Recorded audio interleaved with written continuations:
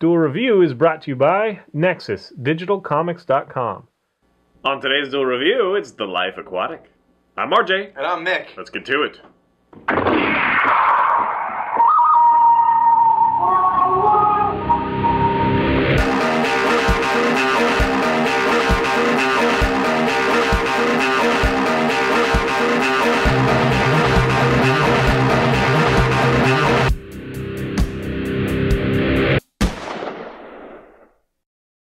Hey guys, welcome to Friday the 5th of October. We are doing The Life Aquatic. That's right. A Wes Anderson movie, most regarded as his worst movie. So we wanted to review it. It's always on the bottom of the list. I think the reason for me is that all his other movies are a little bit less serious. I mean, they definitely have serious moments, you know, of like suicide and like family breakup and all that stuff, but they are funny more overtly, quirky, whatever. Wes Anderson, of course, is known for lots of his quirky films. Royal Tenenbaums, Rushmore, Bottle Rockets, Fantastic Mr. Fox, Darjeeling Limited. His latest one, was it Moon? I've got it written down. Moonrise Kingdom has gotten some acclaim and whatever. I really enjoy The Life Aquatic, though. I do too. Possibly it's just because I really love Bill Murray, and the best performance in that is Willem Dafoe. Yes. It's freaking amazing. His character is so great. He wants the approval of Bill Murray, yeah, Steve Zissou so much. Now, I guess we should go to the story before I get too far into how much I love Willem Dafoe in this. So, the story. Steve Zissou is very much like... Jacques Cousteau. Yes, Jacques Cousteau. I don't know why I remember his name. He has like nature documentaries that the world sees. You know, everybody's chomping at the bit to see the new one. Like it's like, you know, Ken Burns or, you know, some famous documentarian. He does it all about the sea. So whenever something new comes out, but his stuff is always kind of contrived. I mean, like there's always something in it that they've either staged or they just kind of run with, where it's like an action adventure thrown in with the octopus is blah blah blah, and then it's like, oh, pirates, they're coming and whatever, and so they just kind of play with it. And we get a lot of behind the scenes of like, okay, well, let's try it from this angle this time, and this time, you know, can I call you Dad? Like, no, don't call me Dad. Call me Steve Z. It's whatever. So they have all this, you know, you see some of the behind the scenes moments that make documentaries more biased than they should be. Like documentary, you know, the idea is to be as unbiased as possible. These guys are definitely making a movie. You know, they're orchestrating it. So that's kind of fun to see. But the crux of the story is Steve Zissou is kind of on his way out. And he just released something where, his best friend had died in the making of it. Right. And they're like, well, how are you going to follow that? You know, whatever. And people are losing interest. Comes to find out that he has a son. His son is played by Owen Wilson. And actually, it's more of a rumored son. And yes. There's more to it. We're not going to give it away. But they think he's his son, and... there's kind of this weird, like, I never wanted to be a father, and I don't know how to relate to you, but I always had a name picked out, you know, like Kingsley and whatever. What's your name? It's like, it's Ned Pinkman or whatever it is, not Pinkman. Pinkett? It was something like that. Plimpton. Ned Plimpton. So anyway, so he's like, well, you're Kingsley now or whatever, and he has to wrestle with that. Yeah, Kingsley, Ned Plimpton. But it's just kind of this odd thing. Angelica Houston plays Lenore, I think, who is married to Steve Zissou, but has a thing with another adventurer that's kind of an opposing, like he's trying to steal the. He's a little bit bigger. He's a bigger budget and all that stuff, and he's played by Jeff Goldblum. Rather well. It was funny. Yeah, I think he's Hennessy. I forget his first name, but yeah. You see that like branded on ships and stuff. He's got like his own like oil rig full of high tech equipment kind of thing that they steal. That Steve Zissou and his crew kind of steal to do this. Borrow indefinitely. Yeah, and it's just kind of this fun, quirky movie watching them, but it is more somber tone. Right. Cate Blanchett plays, I forget her name, but she's a reporter that's doing a story on Steve Zissou. So she follows along on their latest journey, and there's kind of a love triangle that develops between Steve and her and his son, Ned, Kingsley, whatever.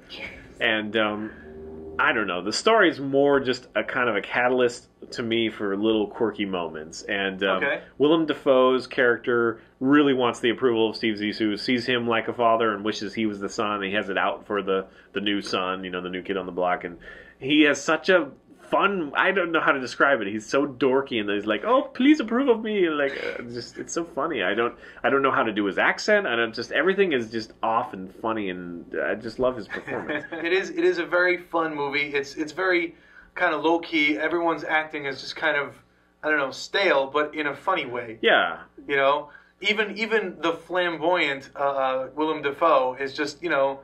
To me, Bill Murray. I don't know how to say that. His writing, his dialogue, like, it comes more natural, Bill Right. Murray. Everybody else, I guess except for Willem Dafoe also seems genuine. Yes. Everybody else seems like they're reading a line, but that works to the movie's advantage. I mean, much like most Wes Anderson, people don't actually say that stuff in real life. It's just, it's funny in this context, you know, and it's acceptable in this context. So, Right. yeah, I don't know why it wasn't received so well. I guess the first time that I watched it, there were a few laugh out loud moments for me, particularly when Steve is like, they had it. So they have these helmets and they do everything themselves. So they had these helmets and they put in an antenna so they could talk to each other, but they made it a little extra big, and it's this stupid dorky thing right in the middle, so that they can pipe in music. And of course, the music that they do, there is a guy. He's actually played by it's Noah Taylor, I think. Noah something. He's the guy from Shine, which we'll do Shine. I love that movie. Anyway, he plays the younger. He makes the music for the documentaries on the ship. Right. And they do this brilliant thing where they have like a cutaway of the ship and they like show room to room, and it's actually a set piece. So later they have some of them where they're moving through the ship and talking, and you're seeing it from an impossible, you know, angle, seeing multiple floors at once. But it's cool. Anyway, he does the music for the stupid documentaries, and it's brilliantly cheesy. It's so low budget, and it's literally just a keyboard and like you know, it's just like this tiny little thing. And to have Bill Murray pipe that into his helmet and then like do this horrible little movement thing, and nothing else is being said. It's just the music, and it's like, oh, so we can have music piped in. It's just, it gets me every time. It's not funny me doing it, I don't think, but it gets me every time. Well, you're also just, not in a giant wetsuit. Wetsuit. Helmet. I'm not Bill Murray, but yeah, the helmet with a huge thing in the whatever. It's just really fun, and I don't know. It is a good film. I think that people should revisit it. I don't know. I wonder how Wes Anderson feels about it. You know, I wonder how he feels about it. I would assume that he likes it, but I wonder how he feels in, you know. This one and Darjeeling Limited are the ones that don't get the highest rankings. I like Darjeeling Limited too, actually. It's fun. Yeah. I like this one. All right, well, I guess that's enough of our rambling. Go check it out if you want to give it a second chance. Go ahead. Otherwise, you know, it's not that bad. I think all Wes Anderson movies are really thoroughly enjoyable. I agree. I enjoy that kind of quirky offness. All right, guys. Subscribe to our YouTube channel. Follow our great playlists. Game Lab's been a lot of fun.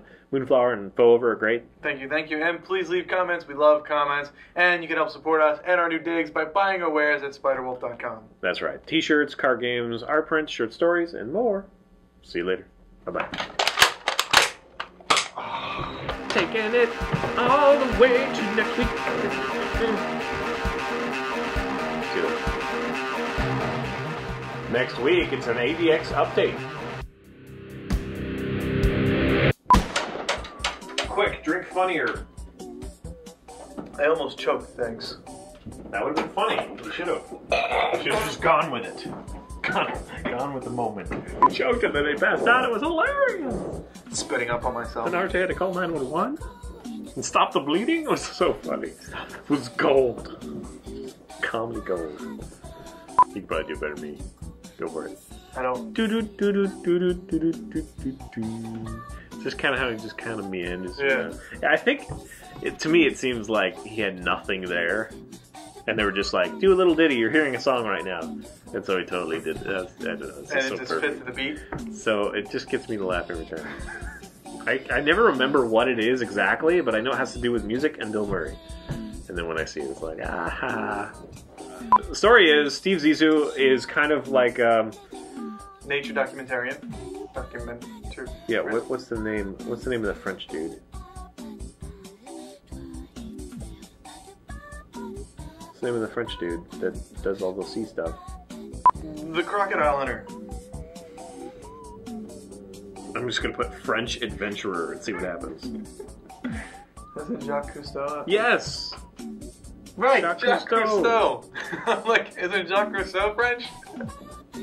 Crusoe. It's Cousteau. I Jacques Cousteau. was laughing when I said it.